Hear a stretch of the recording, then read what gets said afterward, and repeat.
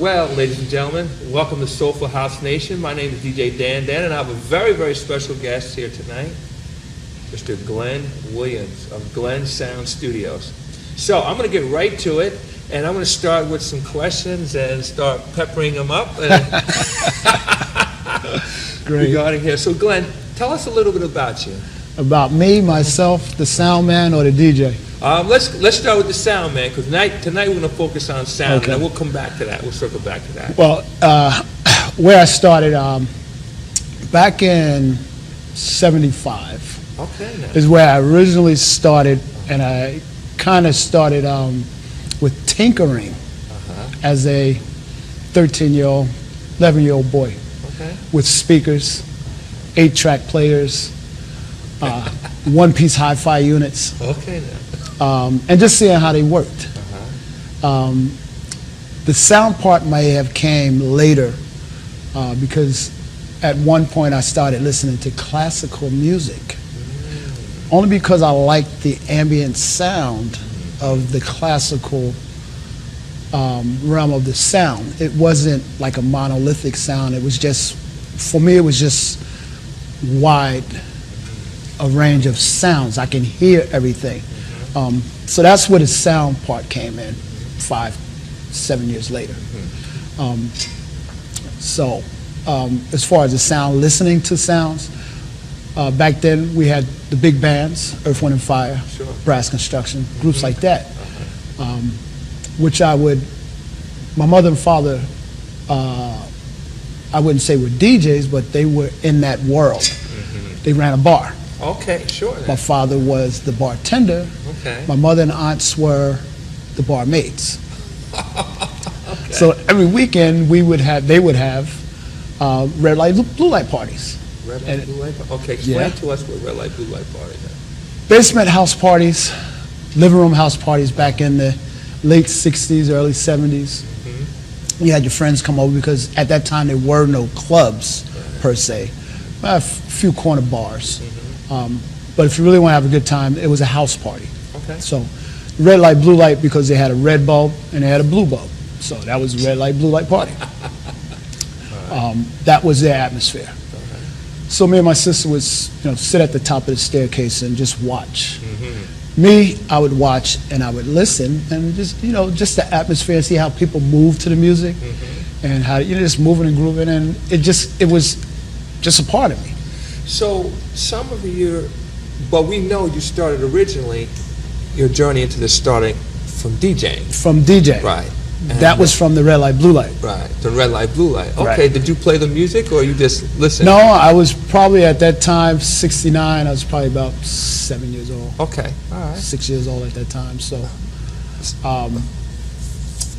I'd say maybe around 10 years, I would take some of those stereo components, which was an 8-track player, Okay. and just mess with them and tinker with them Okay. as I was able to, speaker-wise and all, to see how it worked. Okay. Well, let me ask you this. You maybe kind of said it, but who were some of your earlier influences, and how did you make that transition to house music? As far as music-wise, big influence was Frankie Crocker. Oh, okay. Okay. Because It's him, my idol. exactly, it's him. So I wasn't old enough to get out to the clubs, 74, 75. So I would listen to him on the radio, Okay. and he just enlightened me with so many different aspects of the music. Frankie Crocker wouldn't just play a track; he would turn the album cover over and told you played the horns, who was on drums, Right. who was playing the saxophone. So, and me as listening to sounds, got into that point of listening to drums, percussionists, different instruments, and recognizing the sounds of the different instruments. Okay. So I got to appreciate it a little bit differently than others as far as a DJ was concerned. Right. So how did you make that jump into house music? Into house music? And particularly soulful house music. Well, that's many years Okay, later. so fast forward. Fast forward. It went from disco, boogie, funk, which was Frankie Crocker, which used to play, and Sergio Dean, which was the classics at the time, which I would listen to. As growing up, now, you know, things advanced forward. So when the music changed from funk to disco, and then we put a twist on it, which was club music. Right. Okay. Now I'm a DJ. Okay. Okay. My father took me to a park event where a DJ was playing in the park. This was 1976. Okay. And the DJ was out there with 2 speakers, an amplifier, 2 siren lights, a red one and a blue one, in the park, and he was just out playing music. Okay. At that time, my father had a van. He just bought a 1976 Dodge tradesman van, and the guy didn't have a ride to move his gear from the park. Okay. So my father came and got me, and look, it's something I want you to show you might be interested in. So we went, we got him, we picked him up. You know, he showed me some of the things he was doing, and from that day on, that's when I became a DJ, because now I want to mix the music, put the music together, and enjoy it on a different level, which I was doing as a child, because I would take 2 components, self-contained components, 8-track player, cassette player, and a turntable, and 2 speakers, self-contained units. I would take 2 of those and put them together, put a record on this player, put a cassette in this player. Okay. I would turn down the volume on this one, turn up the volume on that one, 2 separate components just to change the music without the music going off. I got it. So Now, quickly, we've got about, in this segment, like some seconds left, but who are some of your favorite artists and, you know, whether it's classics or days? So tell me quickly, who are some of your favorite people? well, again, I'm an older DJ, so I would go back to the era of Frankie Crocker, which was back then Donald Byrd. Okay. Ohio like Players that. was my Okay. favorite. Okay. Okay, behind Earth, Wind and Fire and Brass Construction. Okay, sure. So, but that wasn't house. But that was to me that was disco funk. Right. So I would say today's artists, Martha Wash was one that inspired me. Just her presence and her vocal. Yes, Again, yes. going back to sound. Right. Her presence and her vocal was just strong. And all of the members of the Weather Girls at that time. Well, we're going to do this. We're going to take a little bit of a break, and then we're going to get into the sound. So, ladies and gentlemen, we're going to take a little bit of a break here. We're going to come back with our special guest, Glenn Williams with Glenn Sound. My name is DJ Dan, and of course, you are watching Soulful House Nation. Welcome back to Soulful House Nation. My name is DJ Dan, and tonight, our special guest is Mr. Glenn Williams of Glenn Sound Studios. So again, we're very, very happy to hear you. What we want to do now, we've had a little bit of a background on some of the things you like, but what we want to do, we want to delve into the sound of it. Okay. End of it. So, how did you get into the sound? Tell us what you do. And this is a little point I want to make. The sound is the hidden secret. It's hidden in plain view. And without the sound, artists can't be heard, producers can't be, nothing happens, right? Right. So what I want you to do, just tell us a little bit about how you got into it. Tell us a little bit about that. So as a DJ, as I played, I did it so differently from everyone else. I'm not gonna say better, I did it differently. And working in most of the clubs in the area, when something happened with the system, I was the first one to tweak it. Okay. Then I started repairing it. Then I started installing it. Okay. So from '83 on, once I installed my first sound system in the club, which was, no, I think it was '79, the Peppermint Ballroom. Oh, okay. In Orange. Okay. I installed the sound system in the ballroom, newly renovated ballroom. So that's really where I started with sound. My first artist that I did sound for was Phyllis Hyman. Oh, really? Yes. Oh, I don't want to tell you my story about Phyllis Hyman. Okay. So that's a great story. That was the beginning. And from there on, I just, things just fell in my lap as a DJ. As I was a DJ slash soundman. So fast forward to today, because I did so many installs back in the day, I acquired so much gear that guys were asking me, can I borrow this, can I borrow that, can you let me use? So I thought about it, it just hit me one day. Now you're giving all this stuff away to your friends, why not just charge and do this as a business? And that's what I did. Okay. So now I started investing in real gear, incorporated it with my older gear. And for me, it was always the heavier sound from the club versus you may have a sound system for live performance. I was able to incorporate both because I did both, which is kind of hard for most guys even to do today. Know the difference between a sound system for dancing or a system for live entertainment. They're totally different. We're going to come back to that in a minute because, see, most people, in my opinion, and the reason I wanted you here is because most people don't even think about sound when it comes to an event. And again, I mean, do you feel underappreciated other than, making money? I mean, do you see that most people don't recognize that you're even there? Not underappreciated, just not recognizable. Okay. Because, again, it all dictates to the event. As a sound man, you should know what your system is required to do.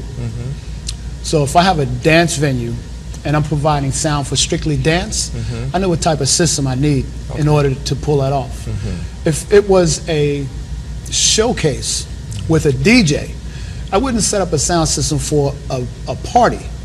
I would mainly focus the sound system on a performance and then enhance it on the backside for party, for DJ use.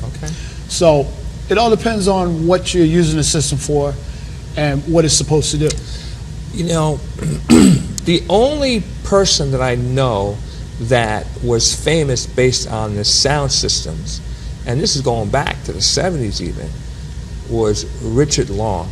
I mean, Richard Long's sound system. He made a name for himself, even though he's gone on for years and years and years. But let's switch subjects for a minute. Who are some of the artists and DJs that you've worked with, and is there anybody that you haven't worked with that you want to work with? As far as artists, artists and or DJs, right? Well, I say my first artist was Phyllis Hyman. Right. And from there, Destiny Child, when they first came out as a group, I did it down at Terrace Ballroom, down beneath Symphony Hall. Freddie Jackson, Keith Washington, Christopher Williams, multiple, hip-hop artists. One being Red Alert. Oh, sure. Ja Rule, DMX. So fast forward to today, Josh Milan, Dawn Tallman, Dawn Williams, Kenny Bobian. So the mainstream artists of today, I've pretty much worked with all of them. As far as DJs, all the top DJs in this area, I've pretty much, if you name it, I've done them. Right.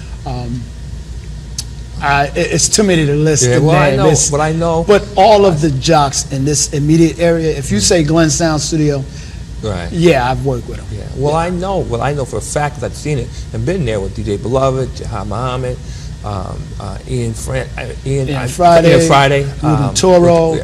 There's this. If you name them, that I've done them. What don't people realize about the sound, and what does sound include?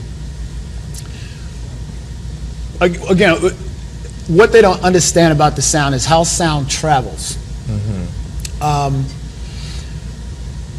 If you set up a sound system, if I set up a sound system, it has to be elevated. The top end of the system should be elevated because of the way the sound travels. If you have 10, 20 people stand in front of the speaker, it can't be heard. It's just like you talking and you got 20 people standing in front of me, I cannot hear you. So the speaker breathes and talks the same way. Subs, you can pretty much put them anywhere. They're omnidirectional. So sub will pretty much do its job, but the top end has to be elevated and just the right frequencies and able, like I said, able to talk without being obstructed. What was Now, the other part of the question? yeah, and now that translates into people. It kind of works with them seamlessly. They don't even realize this is going on. They just know the sound go. That system was banging, And they hear it, right? Exactly right. But they don't know how it was designed for them to hear. Right. Right. So there's a lot in the background that has to be taken into consideration of how you set up the system. Today, a lot of guys fly their system, which means they hang it in a raise off the ground, 20 so feet off the ground, so that there's no obstruction of the sound whatsoever, versus a ground stack. So there's many different ways of doing it. You just have to be educated enough to know how your sound is going to travel and how it's going to affect the crowd. Numbers matter. 20 people in a room, your sound system will kill it. Okay. But with 500,000-700,000 people in the room, that sound system will be, you can barely hear it. Right. Unless it's sufficient. Right. So, it's a lot to take in consideration, power-wise and all. Do different artists and DJs have different requirements as far as you go? Some do. Some don't even know they do. Okay. All right. Okay. DJs will, and even artists, the first thing they'll do is tell you to turn up, turn it up, turn it up. Turn it up. Okay.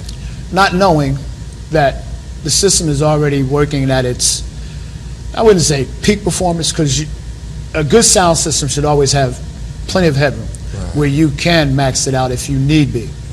But maxing out the system, to me, sounds worse than just letting it work at a comfortable level. Right. Should never max it out. Because if anything happens, there's nothing left. Now you do other things too. I mean, when people call you in for the sound, let's say you're doing a full-blown show, it's not just the sound. You do lights, do all kinds of other stuff too, correct? With Yes. that to make that. And people don't even realize this is all going on and they're just having a great time, but they don't realize Absolutely. all the things that are going into this. So I know, Absolutely. what are some of the other things you do that enhance that sound and that whole experience? Well, now over the last, I'd say 10, 12 years now, I've moved beyond just a sound and a sound man and a DJ. It's pretty much all production because I do it all. Okay. From sound, lighting, designing, video production, monogram for wedding, gobos, staging, electronics, electrical. Okay. I can wire electrical. I can wire this room if I need be. Okay. Right. And repairs Okay. So it's all on different components. Yeah. So Right. I pretty much cover from A to Z in the production unit. What do you only do soulful house events, and/or what's maybe the most interesting part of the sound business for you? I do mainly soulful house events because that's where my passion, that's where my heart is at. Okay. I do some stage plays, real light. I would say it's not rap anymore. Something like maybe neo soul. But there's a gentleman coined the phrase, and I can't remember it. But I did something down at Symphony Hall, and I thought it was rap, but it was like a new age style rap that kind of wasn't what I thought it was, Okay. but I kind of liked it. Okay. I pretty much enjoyed it. Okay. Because if I do rap can be very harsh, Right. unforgiving. Right. And if your system is not adequate, at the end of the day, it won't work. Yeah. What's the most interesting part of the sound business, and what's the farthest you have gone to provide sound? So tell us that. The interesting part is, again, I love hearing sound Okay. and how I can manipulate sound. The most interesting or the most gratifying thing that I get is, at that point in time, I'm God. Okay. I can move the crowd in any direction I want. I can enhance the energy. I can deflate the energy Okay. because I'm in control of everything, Right. even the DJ. And they realize And that. there's nothing they can do. Yeah. So that's the most interesting Okay. part of the job for me. I am in total control. And what's the farthest that you've ever been? Boston, Massachusetts, Okay. North, and Virginia South. Okay, all right. And there's do you see movement towards those areas? Because originally it was kind of centered around this area. Essex County area, Jersey. Yeah, and this most big northern Jersey, New York. But do you see it moving further and further out? I do see it moving further south. Okay. I don't frequent the north as much, but I do hear a little bit coming from the south making. Now I can hear noise in the south, where at one point there wasn't, as far as soulful house music. No, there was no buzz about house music at all. All right. So now you have Philly, you have Baltimore, even Virginia, and Charlotte. Yes. Not to mention Atlanta. Yes. All right. Well, ladies and gentlemen, we're going to take a little bit of a break. My name is DJ Dan, watching Soulful House Nation. Our special guest tonight is Mr. Glenn Williams of Glenn Sound Studios. And we're going to be back to you in a few moments.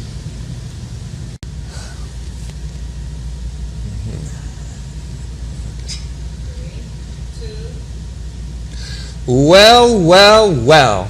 Welcome back to Soulful House Nation. My name is DJ Dan, and our special guest tonight is Mr. Glenn Williams of Glenn Sound Studios. And we're going to continue on with our conversation, but right now I want to talk a little bit about some of your favorite brands of speakers and amps, and also, too, technology is starting to come into play. And now my question to you is, tell us some brands, and also, what do you think about DJs that are now finally starting to cross over to laptops and controllers? And they were like that Soulful House guys were kind of like the last holdouts. Yeah. And I know you play also too. Yes, correct? sir. So Yes, so talk to us about that. As far as brands, my speaker brand of choice is Yorkville.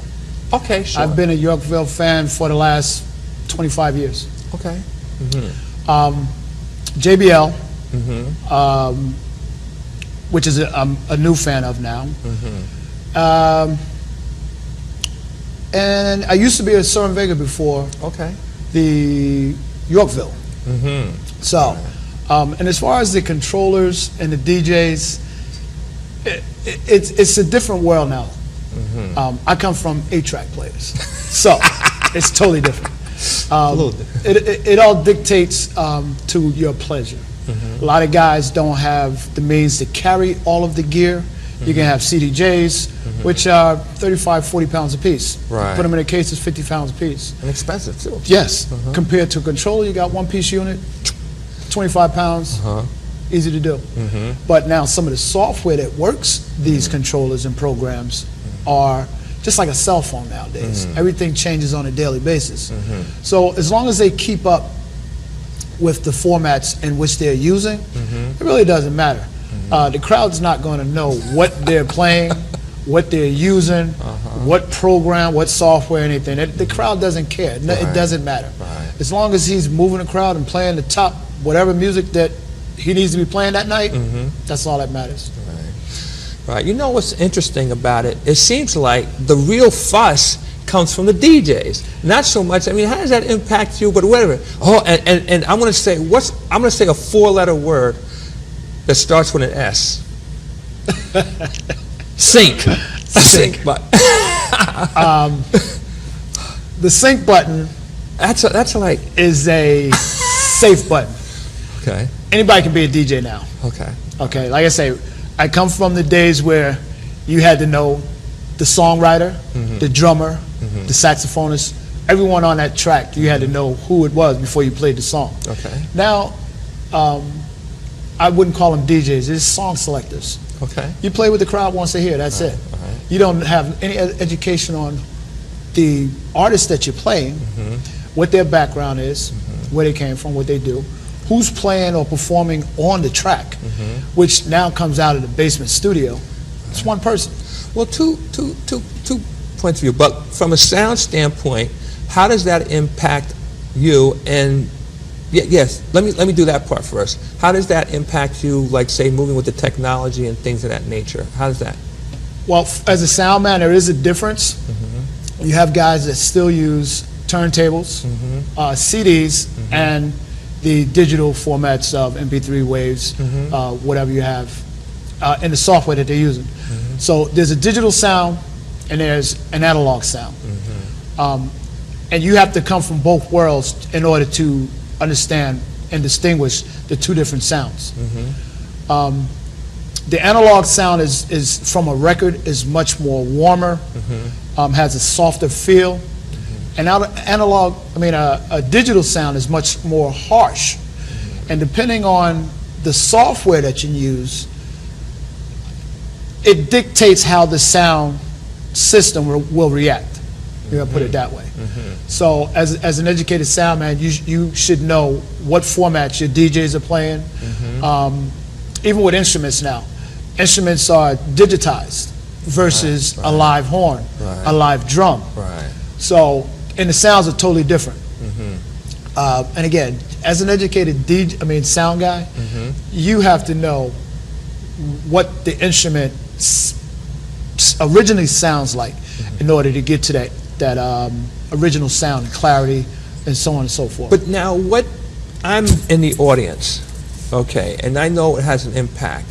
What does that mean for me in the audience? I'm dancing, I'm having a good time, I'm flowing, the DJ's playing the right music, the sound system's sounding good. What does that mean in terms of me, and will I notice a difference? Will I care as a person in the audience, and where does all that come into play? I don't think you'll care until, like most bills nowadays with Soulful House, you may notice a difference. Okay. Because there's so many jocks on stage nowadays. You may have, out of a day, 7 jocks that will play throughout the course of the day. And everyone's using a different format. So if you're just there to have a good time and really not paying attention and just enjoying the music, it doesn't matter to you. But you have people that are there listening to come to criticize and critique. Those are the ones that are paying attention. Those are the ones that are worried about the guy using the sync button, or the sound don't sound right, or that track didn't sound as good as the last one. So you do have your people out there that critique the sound, the DJ. They just there to critique everything. The sun wasn't shining bright enough. So that's what they do. That's what they do. Well, I find it interesting because slowly but surely I'm seeing more DJs, especially house, because again, it seems like the house guys are some of the last guys to make the move into the more modern things. And what is interesting to me is how they come kicking and screaming. Now, as a DJ myself, I got to tell you, I went kicking and screaming to CDs. And then me as well. To go to the laptop, I went kicking and screaming. Now more and more DJs are coming, especially if you're talking the CDJs and the 2000s and all that. They're coming, we're walking in, flash drive, plug in, ready to go. Easy. Right. Now again, you're a sound guy. You're a guy who's come from way back here. And now you're here where a guy can, now, like, I'm not ready. Can I do the flash drive? I'm not ready for that yet. I'm with the laptop now. So give me your point of view. And how does it affect your job? But more importantly, how does it affect the audience who's out there to have a good time? It doesn't affect the audience. Okay. Because again, they don't know what you're playing with and how you're doing it. As far as the sound of it, I think I forgot the question. Okay. The flash drive, and they've made this journey. The journey. Okay, it's not hard to transition. It's comfortability level. Okay. It's like taking a new class. Oh, I got to read this book, I got to read that book. Okay. It's learning. Right, learning. And it took me a long time to learn how to operate a computer. Right. But once I got into it, I love it. And the same thing with the digital mixer versus an analog mixer. I have so many analog mixers, I was afraid to move from analog to digital because I was just afraid of learning something new. But once I learned it from my friend, which is one of my best friends, YouTube. Okay. It's easy. It's right. And actually it's easier than doing the analog. Because with analog you have to change every parameter of the sound individually. With digital, my digital console, it's all touchscreen. Touchscreen. And Okay. if I touch the screen, I can activate and interact with the sound flawlessly. Well, we're going to do this. We're going to take a little bit of a break, and we're going to come back to you, and maybe we're going to close it up. And it's unfortunate because these are the conversations that That need to be had. right. And unfortunately, we just don't get a chance to have them so often, especially from the perspective of a sound person. Ladies and gentlemen, we're going to take a quick break. My name is DJ Dan Double Dilly Dilly D, and we'll be listening to Soulful House Nation. We'll be back in a few minutes. When I played her music was many years later. I did it on a Mother's Day. My oldest goddaughter's mother insisted I play Phyllis Hyman, and I played her song for the first time in years. And that was easy. I think she killed herself in '99 or something like that. And I had to say right easy breaking 10 year, years. yeah. Easy 10 years I want to play her music. That's my experience with Phyllis Hyman. Her break in between her sets on his show, she came down and sat with me and my partner that was doing sound. Okay. And we had just a simple conversation of how she fried her chicken the night before. And just like I was talking to my sister or, a good friend. And I didn't know this woman until I just, met her. But to sit and talk about how you just fried chicken and how your collard greens, that was just, it just was like she's down to earth. I mean, she comes from the same place I come from. Other than like some of the artists now, you can't even, like you say, well, she might have turned her head on you. Right. Like nowadays, you got guys that do that, don't even want to be bothered with their fans. So, but no, well, I mean, she her could have music been my was wife. always great, She could have been my wife, man. I loved Phyllis Hyman. Wow, yeah. Well, she made great music. She did. And she did Beautiful some remakes voice, that, man. voice. And even today, I cannot find. I cannot find an artist today that can match her voice, other than.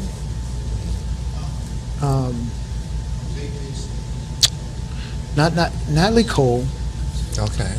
Yeah, she had that kind of jazz-like classic voice. Yeah. There's another artist. Anita Baker. Okay. I would say Patty, but Patty's probably be on a different plane. But those two are the only two that come close to Phyllis. And there's one other that I kind of try to put in that box with neo soul, Jill Scott. Oh, sure. Okay. Yeah. The long walk. Those three, that vocal from that female is just never be duplicated. Yeah. No one sounds like that today. Right. No one. Wow. So I'll play that. Yeah. Wow.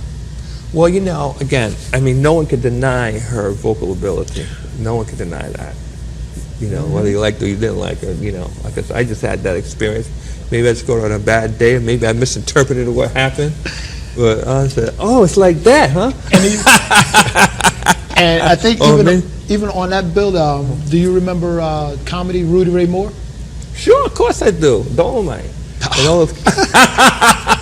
Research, though. I'm not old enough to remember that. I did his comedy at the Peppermint. Oh, wow. Okay. And one of the better comedians, other than originals. Okay. Not even 5, 4, 3, 2, 1. Just keep going. Okay. All right. Other than the original Red Fox, I think Rudy Ray Moore was. Okay. I would even put him over Richard Pryor. Oh, wow. Yeah. Wow. I would put him above Richard I know Pryor. he was funny. I know he was funny. Yeah. Yeah. Yeah. And I guess in his own box, you couldn't put anybody else in that box. Right. No. Well, there was him. Remember Wild Man Steve? I did him too. Yeah. But see, this was back. Was back in the '70s. Well, see, I know from research. Yeah. Research. Yeah. Wild Man Steve. Yeah. Yeah. I still got a couple of his albums. Yes, the wow, man. Yeah, they were like that. That was some funny stuff that they did back in the day. And wow. And then of course I know you remember Robin Harris from the '80s like that. Yeah. Never got to meet Robin. Okay. So. Yeah. About ready? Yeah. So. All right. So welcome back.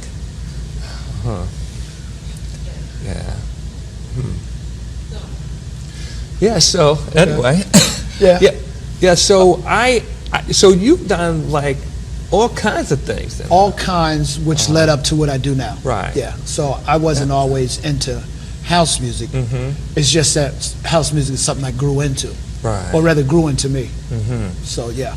Because that's all I would listen to like nowadays. Now, I know it's starting to spread south.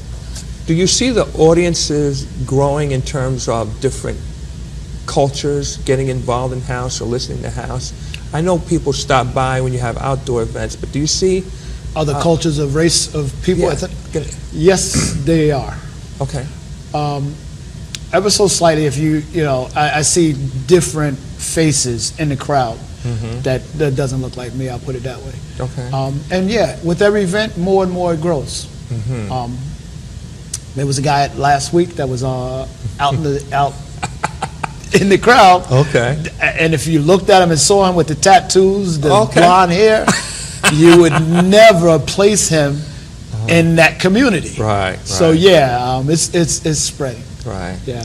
And there's a difference too between indoor and outdoor events. Yes. And can you again perspective? Tell us perspective indoor versus outdoor. As far as sound the travel? sound traveling, setting up, and then also maybe how the crowd reacts, those kind of things like that. Okay. So as far as the system inside versus outside, inside the sound is contained. Okay. So you can have a marble room, you can have a brick room which is hollow. The sound will bounce off of every wall, every entity in that room, and give you problems. So it has to be a padded, I wouldn't say padded, but a carpeted room with drapery, something to absorb the sound on inside. Outside, sound will travel and it will just go as far as it can be heard. So it's easier to EQ a sound system outside than it is inside. Okay. And as far as the people, I guess for the house community, I'll put it this way: free events are always popular. That's a surprise. So, and they do pretty well on in the wintertime on indoors. Right. There's a cover charge, so the crowds aren't as big, unless you have a annual, something like the Bang Out, which is indoor. Right. Okay. Which carries year after year, and it grows year after year. So, and I think last year he moved to a bigger venue because he outgrew the space that he was in. Right. So yeah, it makes a difference being indoor and outdoor, and vice versa with the crowd. Some people love being indoors versus some love being outdoors. Right. And again, free trumps everything. Do you listen to other styles of music besides soulful house? Jazz Okay. and neo soul.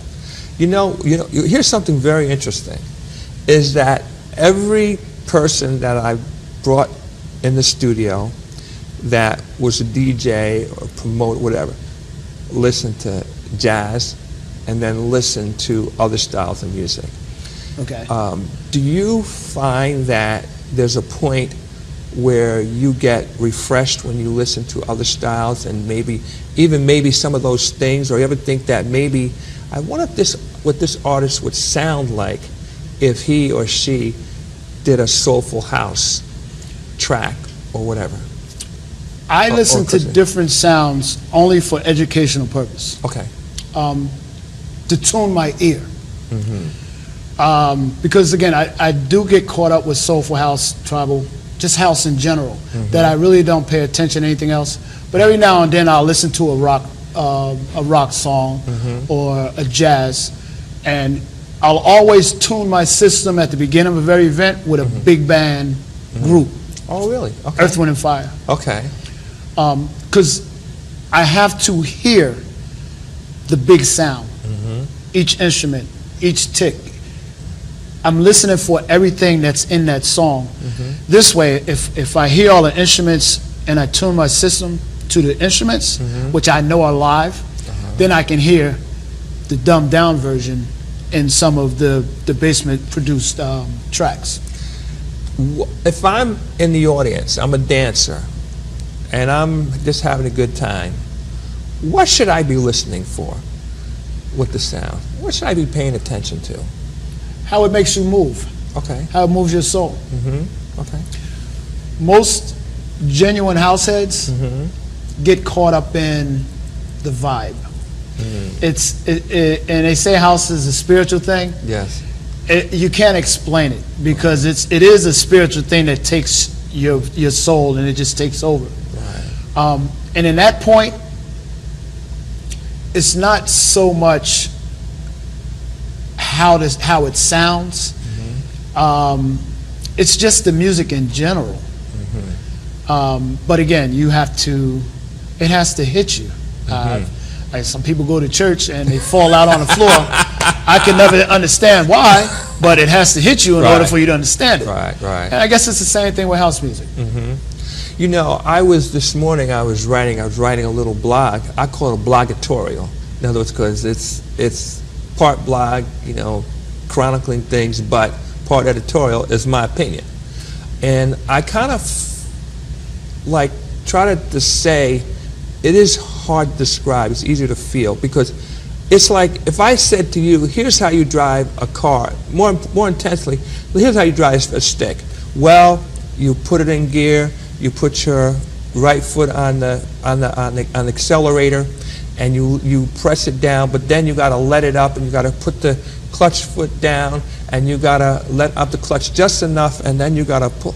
Well, you know, I could describe that to you all day, but once you experience it and feel it, you have to feel it to get the rhythm. Exactly. And that's the same thing with the music. Right. You have to. It has to come to you. It has to flow to your senses as simple as it. I guess it flows. Because again, you can never make a person understand it. You can never describe it to a person. Right. It's something that they have to feel. Who are some of the people that you play with or you've played with, and they make your sound system sing, and the people feel it, and it's like, oh my goodness, whatever. I'm not past the DJ. I mean, the DJ's playing the music, but I mean, who are some of the artists that make your system come alive?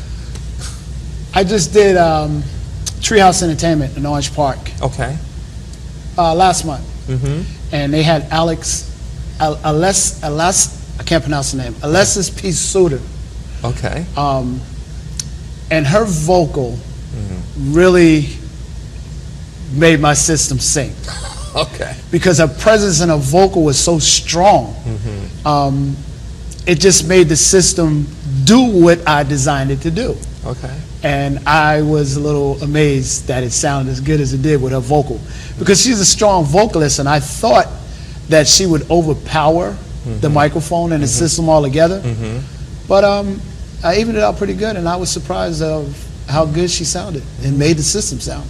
Wow, wow. Now, do you have any final thoughts that you would like to share? Maybe something we didn't cover, or even maybe something you'd like to re-emphasize based on our conversations here?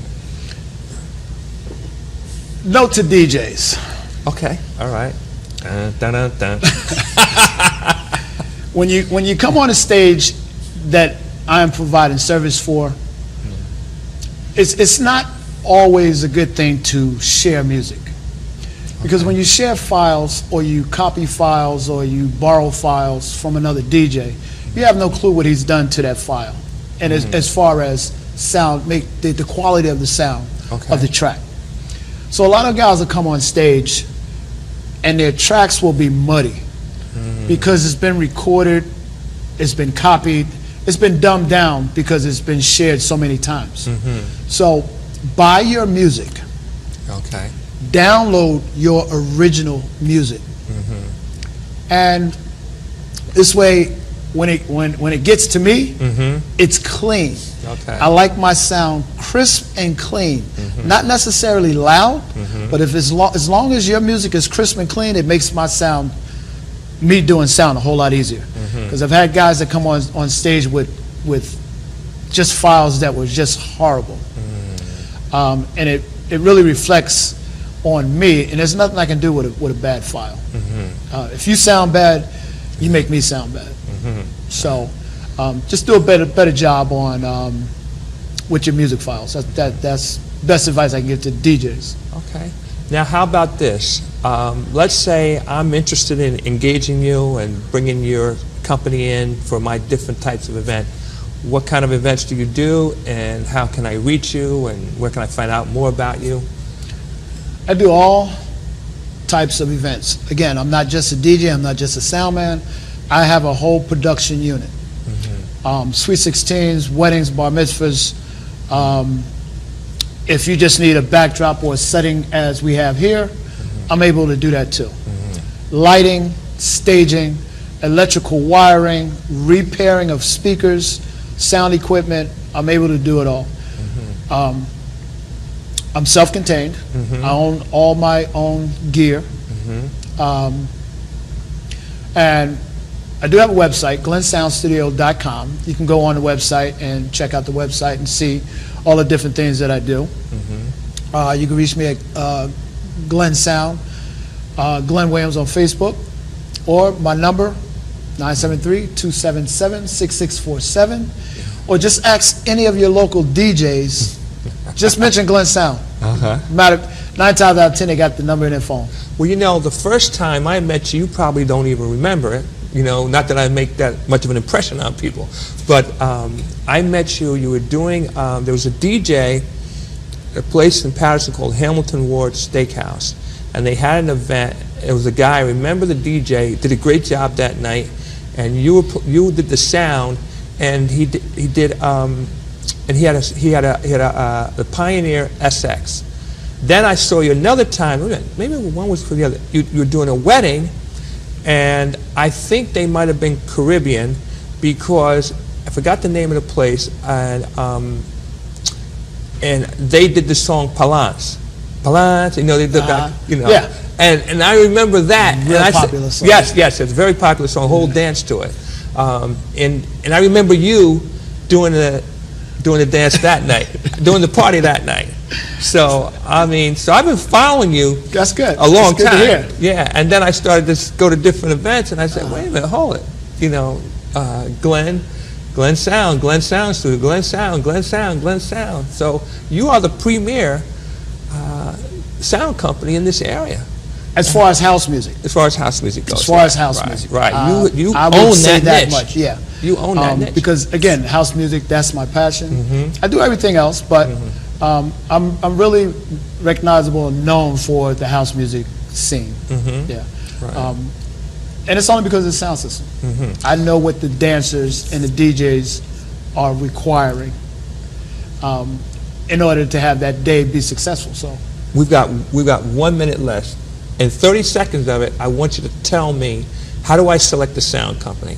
I'm flying blind, and I need to select the sound company. How do I do it? Okay. What do I need to pay attention to? What you need to pay attention to is your venue, or rather, what you are requiring of the sound company. You have sound companies that do sound. You have companies that do rock bands, reggae. It all depends on the genre of music.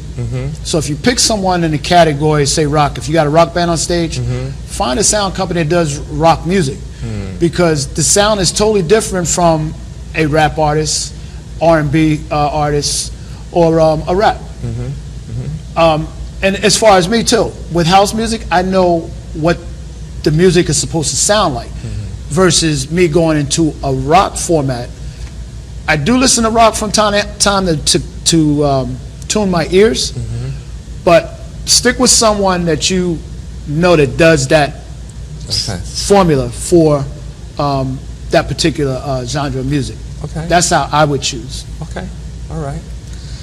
Interesting. You know, you're Everyone talking- can't do the same Right, format right. You're talking about select a specialist then in that in that particular genre. profession. Right, right. Interesting, interesting. And that's really interesting because, you know, I think in general people think just like a sound person is a sound person, a DJ is a DJ, whatever, and just having that specialist. Well, we're gonna close this out real quick, and then I'm gonna end this show. One more time, your contact information. GlennSoundStudio.com, GlennSound, the number 2 at hotmail.com, 973-277-6647, or Glenn Williams / Glenn Sound Studio on Facebook. Well, folks, we are at the end of the night. I just want to thank our special guest, Mr. Glenn Williams of Thank you. Glenn Sound Studios. My name is DJ Dan, and this is Soulful House Nation. Don't forget our website, www.soulfulhousenation.com. Good night, God bless.